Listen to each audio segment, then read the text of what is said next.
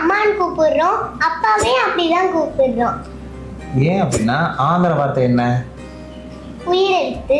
இம்மு மெய்யெழுத்து. மா உயிர்மெய் எழுத்து.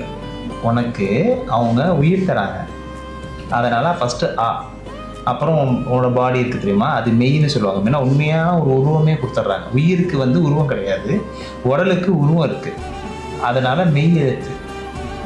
மா அப்படிங்கிறதுனா இது ரெண்டும் சேர்ந்த உன்னை உருவாக்கியிருக்காங்கல்ல, அதனால அம்மா. அப்பாவுக்கும் அப்படிதான். அப்பாவுக்கு எப்படின்னா ஆனா உயிரெழுத்து.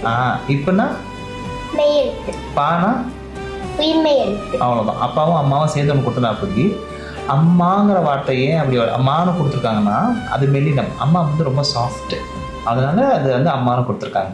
அப்பா பார்த்தீங்கன்னா வலிமையானவங்க, அதனால அவங்க வலினம் எடுத்து கொடுத்துருக்காங்க. ஓகேவா? ஓகே.